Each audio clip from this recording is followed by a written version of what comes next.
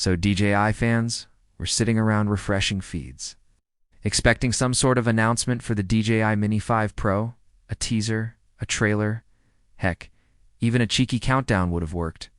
But no, nothing. Total silence from DJI, and right when it felt like all hope had vanished. Boom, Jasper Ellens dropped a juicy leak right on time, filling the void DJI left behind. Now, let's get the bad news out of the way. It seems like DJI has delayed the official launch. That explains why we haven't seen anything from them yet. But here's the upside.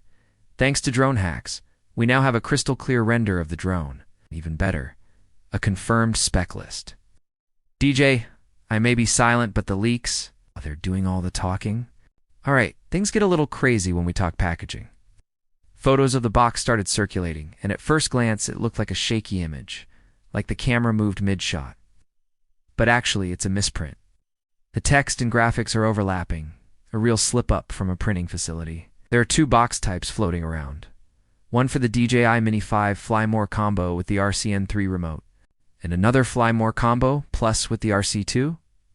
Long story short, the packaging is real, the drone is real, and things are moving forward. Now let's break down the specs. It's listed as ultralight and foldable. But oddly, there's no mention of it being under 249 grams. It's kind of huge because DJI usually highlights that in their Mini line.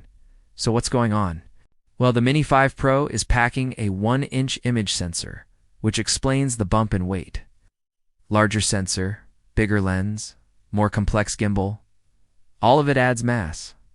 But in return, you're getting better low light, deeper dynamic range, and some beautiful depth of field.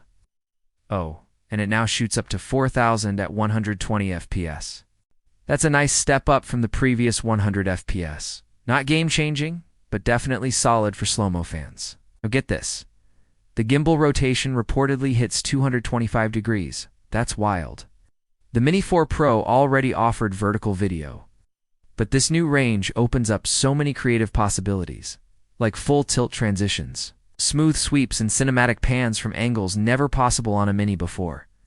Then there's something called 48mm Med-T mode. It sounds fancy, right? Here's what it likely means, a cropped-in. Digitally enhanced zoom mode around the 48mm field of view, which lets you get that pro-level subject compression without losing resolution. Basically, it's a cheat code for cinematic storytelling on a drone. Let's talk obstacle avoidance. We're getting omnidirectional sensing plus forward-facing LiDAR.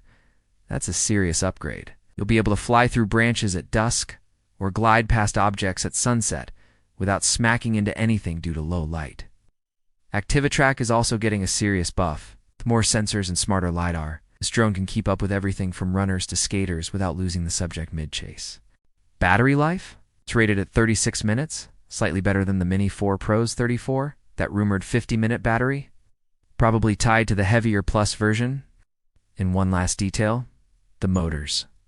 They look completely sealed with no vent holes, which likely means improved cooling and better wind resistance. So yeah, this isn't just a mini refresh, it's a full-blown upgrade. The DJI Mini 5 Pro is shaping up to be the ultimate portable drone in 2025. Can't wait for DJI to make it official. Till then, the leaks have our backs.